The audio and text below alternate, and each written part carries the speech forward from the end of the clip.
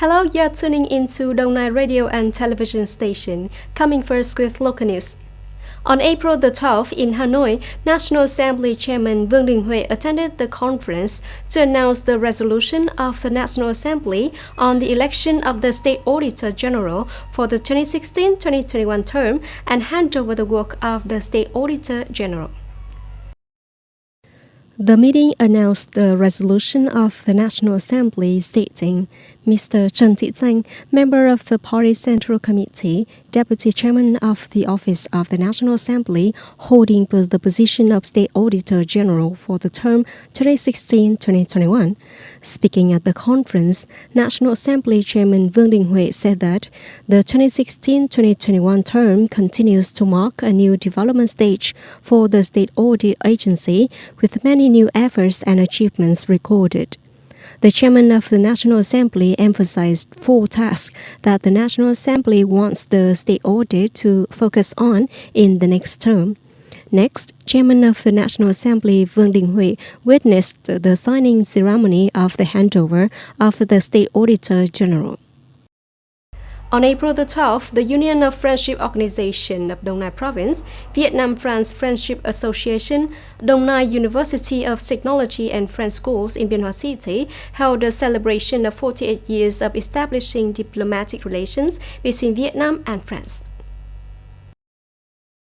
Attending the ceremony towards Đồng Nai Province, there were Mr. Nguyễn Tất Độ, Vice Chairman of the Provincial Vietnam Fatherland Front Committee, and many other high-ranking officials of the province. On the French side, there were Mr. Christopher Legris, French Cooperative Attaché of the French Embassy. According to Mr. Trần Minh Hùng, chairman of the Vietnam-France Friendship Association of Đồng Nai, there are 22 projects with a total registered capital of over 227 million USD. Speaking at the ceremony, Mr. Legris sent his sincere thanks to the party committee, authorities and people of Đồng Nai province for building fruitful relations between the two countries. The COVID-19 epidemic has led businesses to cut back on learning and grow. In 2020, 41% of businesses participating in the Navigo Search Business Development and Learning Survey must cut a proportion of their training activities. Specifically, 10% of enterprises completely terminate all activities related to training. 32% said that their budgets for training and development activities has been cut.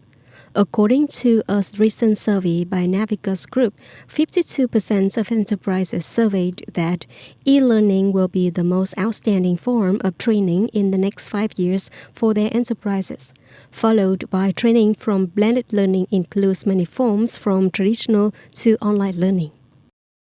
U.S. Secretary of State Antony Blinken and Secretary General of the North Atlantic Treaty Organization, NATO, Jens Stoltenberg, on April the 12th discussed Russia's move to reinforce Russian troops near the Ukrainian border. Blinken and Stoltenberg discussed an urgent need to stop Russia from its military buildup along the border areas of Ukraine and the Crimean Peninsula, according to a statement by the U.S. State Department. On the same day, the foreign minister of the Group of Industrial Developed Countries, G7, also condemned Moscow's move to increase troops. Earlier, the Kremlin said that Russian troops could continue to be stationed at the Russian-Ukraine border, emphasizing that the Russian military maneuvering on its territory is legal and does not threaten any country. The reactions come as tensions continue to escalate after about 600 ceasefire violations in the Donetsk region and more than 400 in Luhansk, eastern Ukraine and bordering Russia. On April the 12th, the Japanese government officially decided to discharge treated radioactive wastewater from the Fukushima Daiichi nuclear power plant into the sea.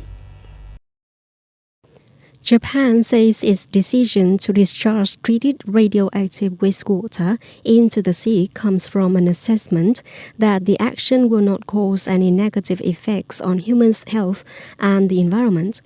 China yesterday expressed deep concern with Tokyo, urging Japan to make a prudent decision to protect the common interest. South Korea has made a similar move to China. That's all for the news today. Thank you for joining us and goodbye.